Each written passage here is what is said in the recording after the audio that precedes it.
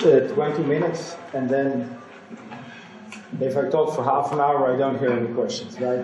Which I like. I bet that I don't have any questions. I'm kidding.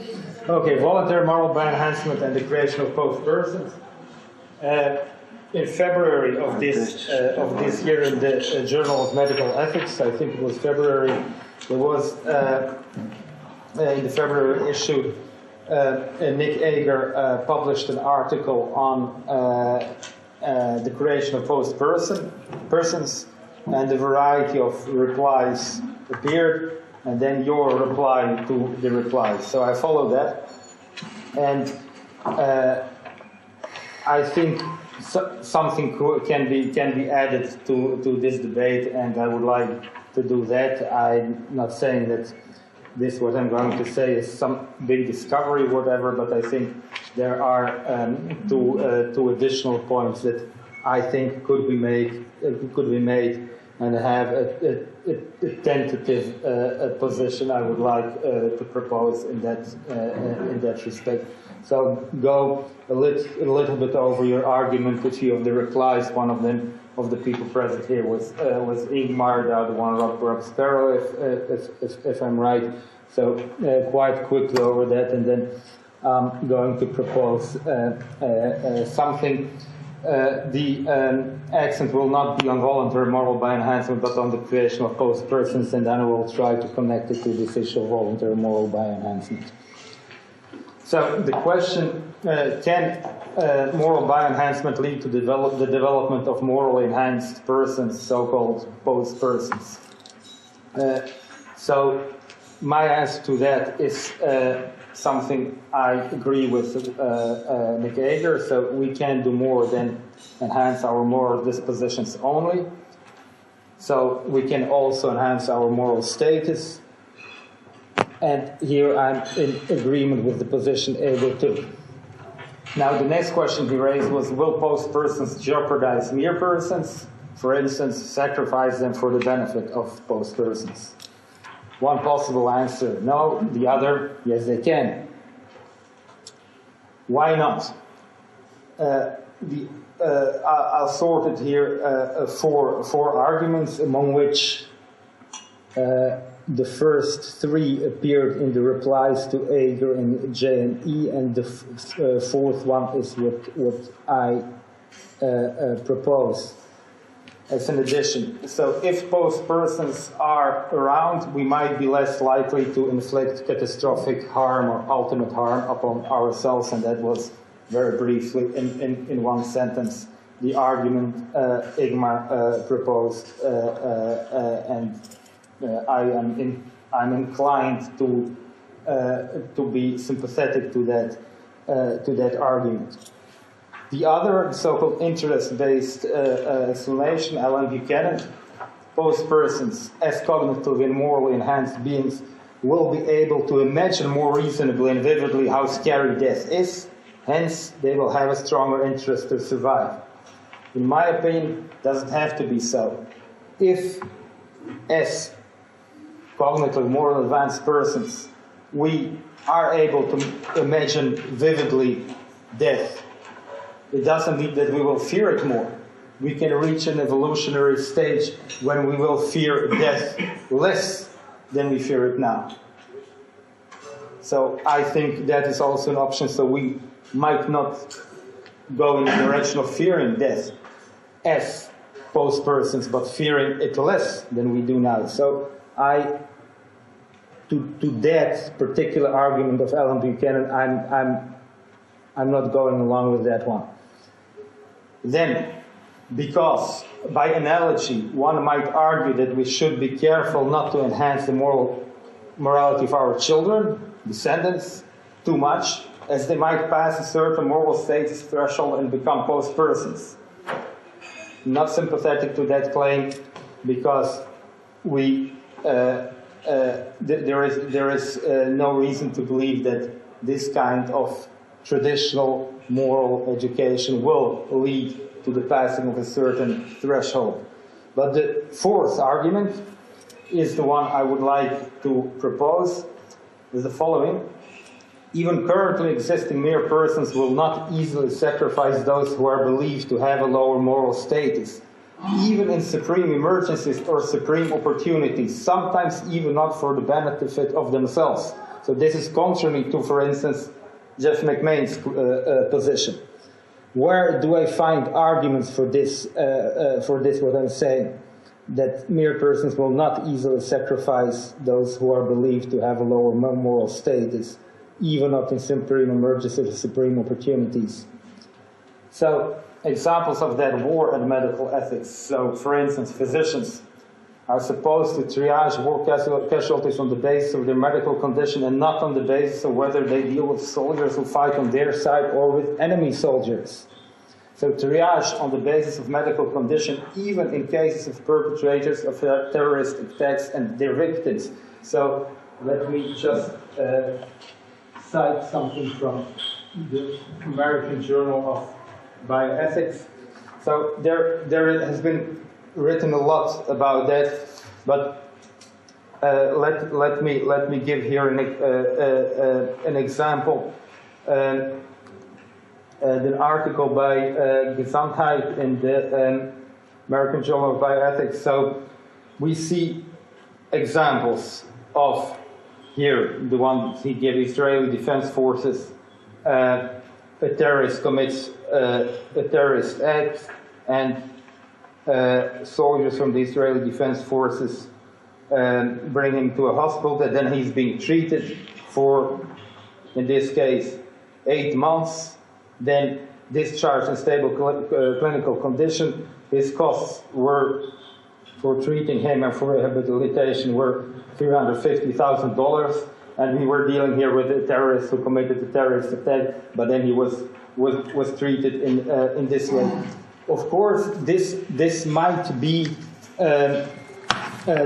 It's just one example. I found tens of these kinds of examples. This can, of course, be the reason for the Israeli Defense Forces doing this is to get sympathy from the international public opinion, or their own public opinion, to see, okay, we have the moral high ground to treat even terrorists as humans and so on.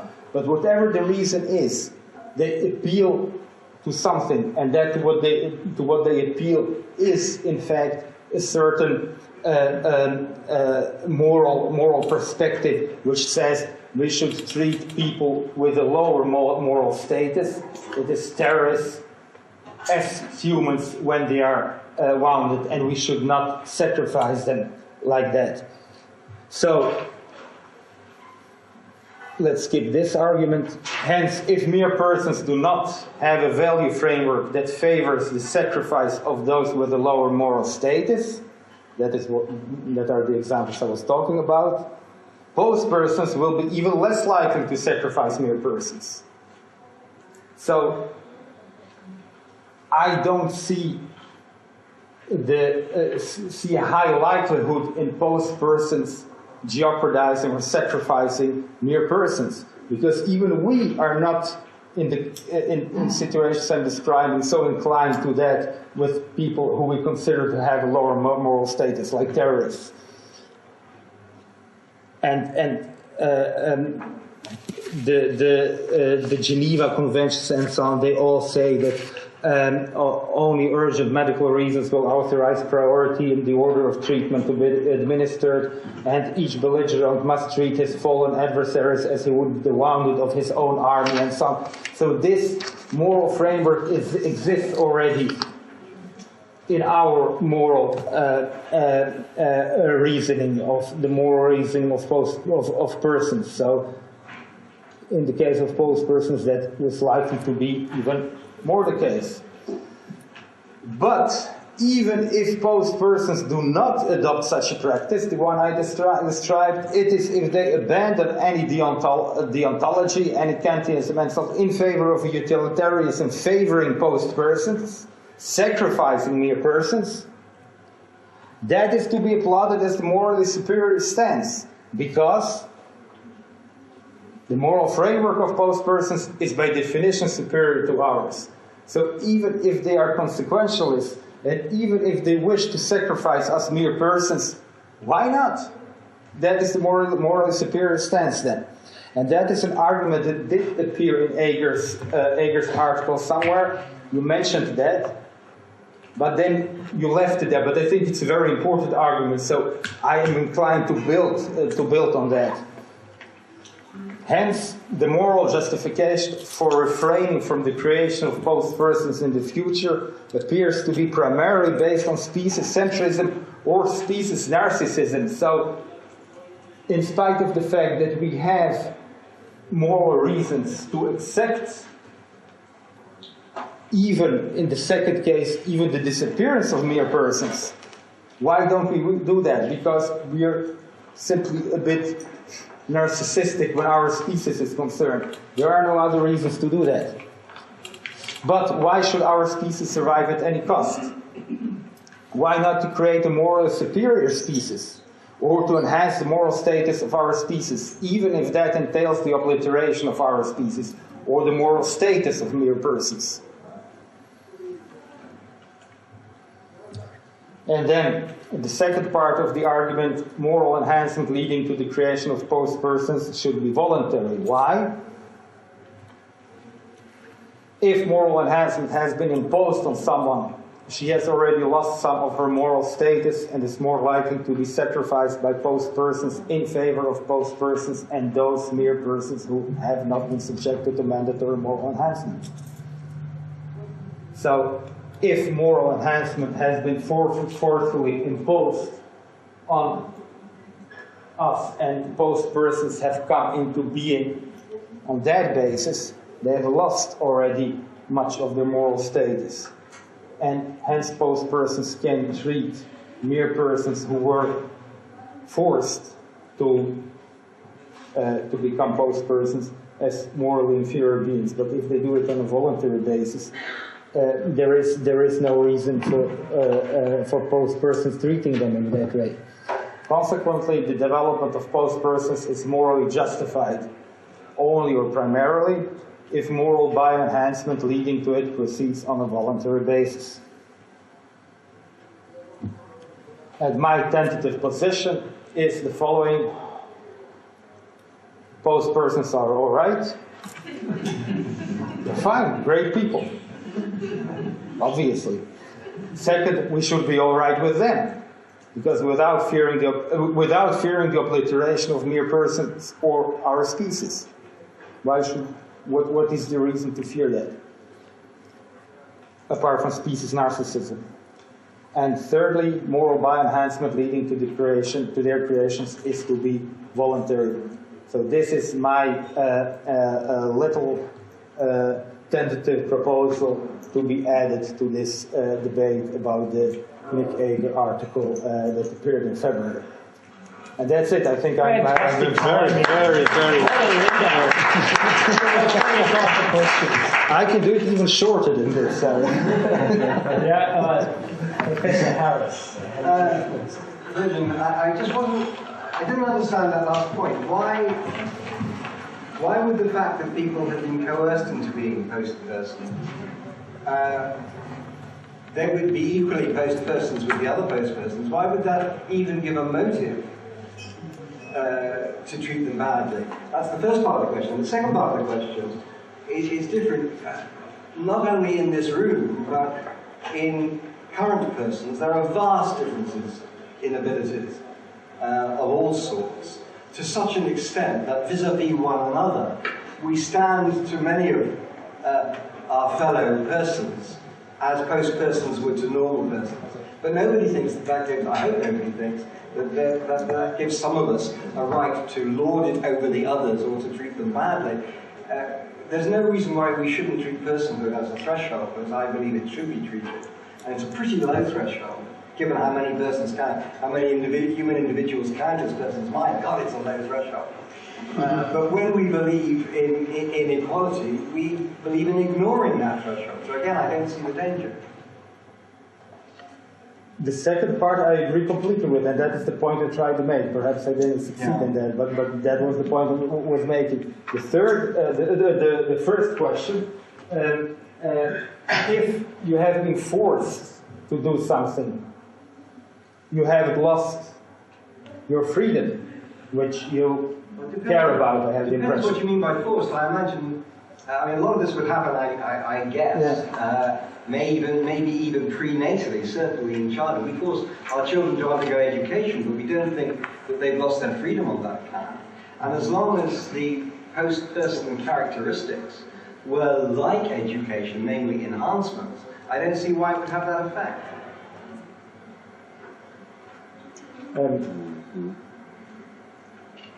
We force our kids to go to school, but we don't think that that gives already educated people. We don't think they've lost their freedom, and B, we don't think that gives already educated people any reason for discriminating against them. Yes, this is my reason how it can do. So, imagine we are post persons, and there are mere persons around, and they say, well, how did we come into being as post persons?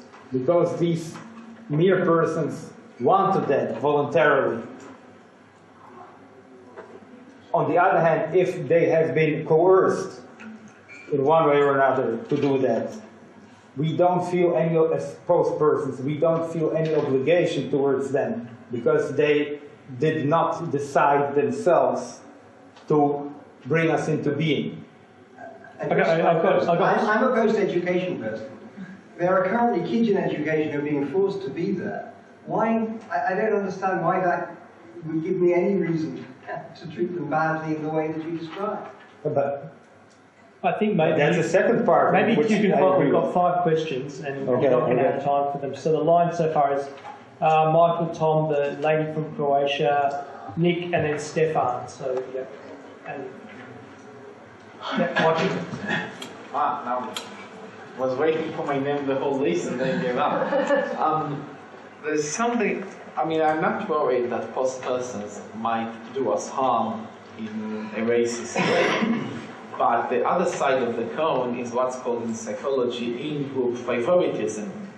They will take care of themselves. So when they ask resources, they will not crowd us out deliberately, but when they give preferences to people, to post persons, we will, as a side effect, will be crowded out with resources. So that's why the analogy with the terrorist, I disagree that he has lower moral status, but whatever you mean by it, when resources are plenty, you may treat by the Geneva Convention that also. But when there is only one respirator, I think most people would say that you treat the victim and not the terrorist. So this is one point that there will be no malice against us. But as when resources are scarce, on a few goods, they will give it to the first person. The second one... Malice against us, who do you mean by us? I am not enhanced. It's disclosure. So with post persons, there's something good, like a higher education, access to medical school, a very expensive and very anti-cancer treatment. They will not say that Michael doesn't deserve it, but they would give it to somebody who is enhanced. It's not malice against me. It's in-group favoritism. They would favor deliberately or unconsciously somebody who is like them. Now, a remedy to this might be that a post person might fall in love with me. So it's a way to bridge. I mean, and we are a couple. So there are other webs of attachment. That's how human race works. Unless you try to imply that the post persons will also inbreed, or it might be prohibited that they breed with persons, then we'll really divide into 2 different social groups. And that I see as a serious harm. But when you already talk about 2 groups of creatures, the post or the enhanced and the non-enhanced, this already entails very serious issues. If there's a group identity in it, if the post persons believe themselves to be... It's like the stitches with a star on the belly. That's fine. The only thing I can say here, why do I believe that terrorists have a lower moral state? They are treated, I probably agree with that, if I were a terrorist who just killed 100 people, that you wouldn't consider me as a person with a moral status that is equal to yours, probably. You are, but you are a criminal. Okay. you have the same moral status as I would have, but you are a criminal. But I'm in prison. You may be subjected to self-defense or to trial or to punishment. I don't think that Hitler was of lower moral status. I think that he was a human being with the same moral status who was a criminal, deserved punishment or annihilation by self-defense. Okay, I think maybe we'll read that.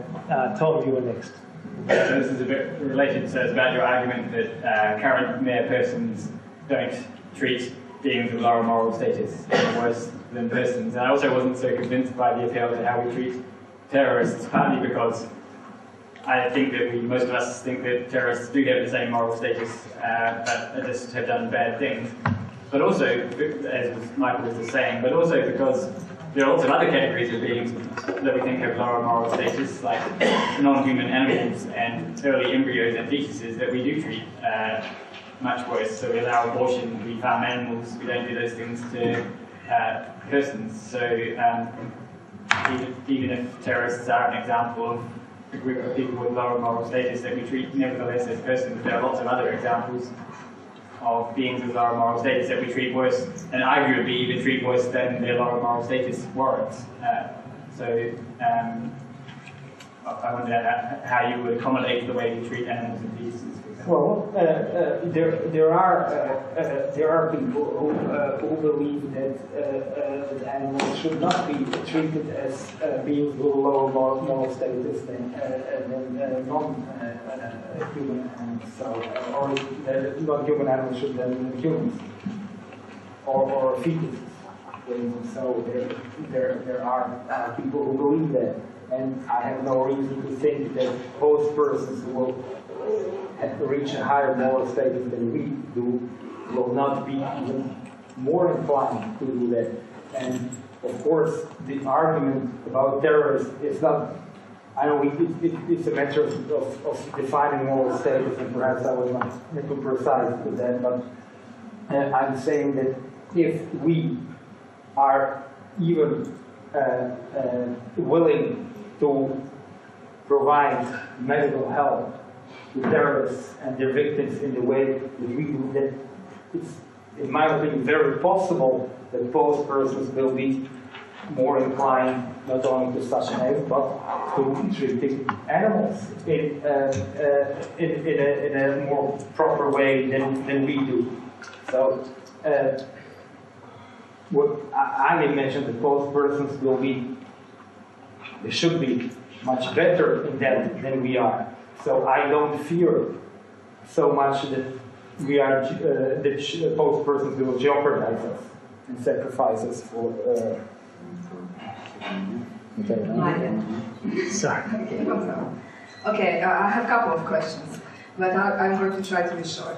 My first questions go around the word choice, and especially the word voluntary. Okay, choice. Can we really say that we do have a choice once when this option is posed? That especially goes, for example, if parents are choosing the morality of their children or something like that. Can they really choose if they have that option, if you have the notion of guilt on the other side? Can they really choose for me, for myself, not to be more moral? Second question comes to this term voluntary. Isn't it logical to assume if one person is moral and values morality, that he or she will going to choose to be more moral? On the other hand, we have there is a possibility that if one values morality, that he's going to want to be more moral. On another hand, we have an immoral person, or somebody who does not, for any reason, value moral. So it is kind of logical to assume that he will not want to be more moral. So in that direction, we have just a bigger difference between moral and immoral persons in this post-person society. That is one question. And the second one is, do you think that there can be a moral enhancement? Because I've noticed that you are discussing moral enhancement, and in that sense, a term of post-persons. But each time that you are saying moral enhancement, you are saying real or perceived moral enhancement, or people who believe to have higher moral status, higher morality or something? The reason for doing that is because I'm cautious, so I even grant the possibility that this perceived moral enhancement. I believe that that is possible, but I don't wish to go into that. I leave that open because it's not relevant at that point from the argument. And the first question? The first question I don't think I understood. I know I didn't understand it. Okay, there is a choice, and moral person, do you agree or you disagree that the moral person would choose to be more moral, and on the other hand, the person that doesn't value moral high will not choose to be morally improved, and therefore, what does that lead to us? What kind of society? I know it's a bit schematic, so even if I say, okay, yes, what is your conclusion from that? That we are not going to have a better society, just a bigger difference between moral and immoral persons. Because the moral enhancement goes to enhance people who are not very moral. Probably. So we have 4 minutes to go. I'm happy to let it run longer if you want, because we started late. You've had least time. So Nick, you're the... Great, I enjoyed the paper. So, I guess I have a question about the implications of changes in status. I mean, sort of regardless of whether they're voluntary or involuntary. So I'm just trying to, I guess it's sort of, here would be a bad strategy for someone in this room if we just alter some facts. Basically, we lock all the doors, we make everyone very hungry, and we put a cooker in that corner. It would be a very bad time for someone in this room to decide to become a sentient non-person, because you would be potentially first on the cooker, supposing people can't get out. So that could be sort of a change which was very prudentially bad for you, no matter how much fun you might have being a sentient non-person. And I guess I was thinking of the other kind of case. I mean, if someone voluntarily chooses or manages to find a way to become a post-person, effectively they've become someone whose interests are more significant or are more important than ours, and should be systematically satisfied ahead of ours. So, I don't know, they have a cooker.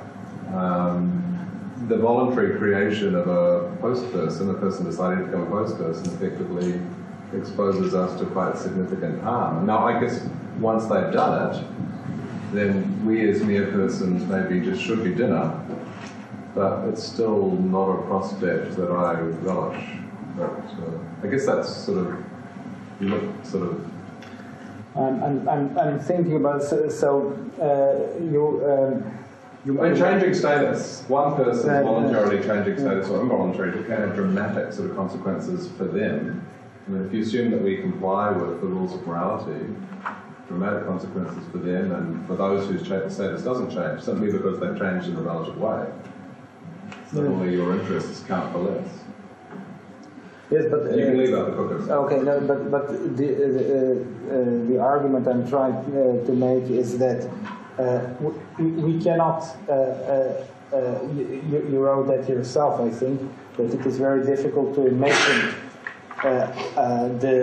this threshold of post-person, how that will look like. So there is a possibility that they will have moral capacities of such a type that they will not sacrifice us because they owe to us, because they came from us into being voluntarily. That is the point. And the other, no one asked about that, but I think that's also an important argument.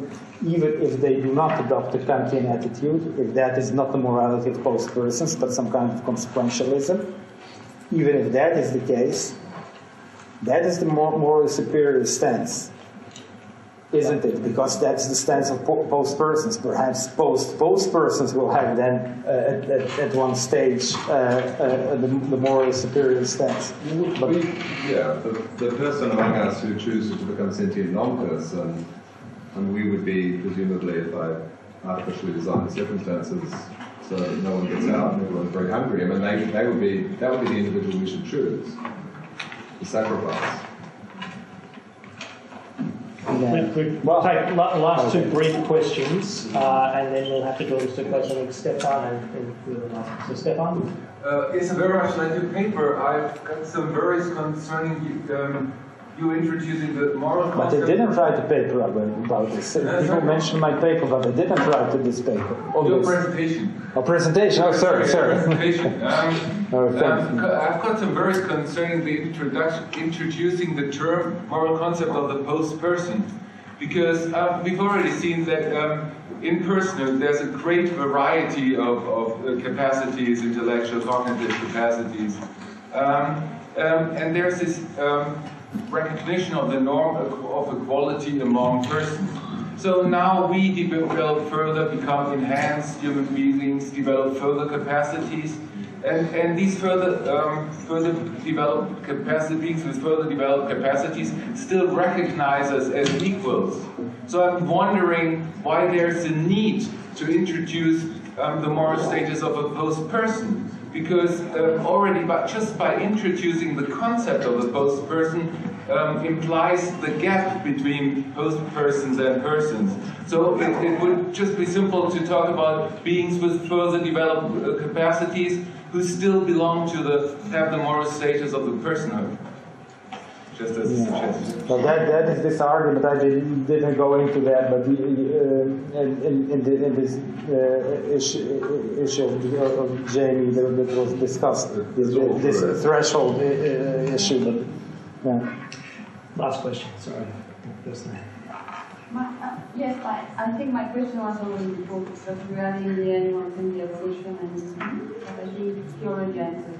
Okay, and did you have a question at the back there at one point? Okay. All right, so we are at time, so please thank Voyin. So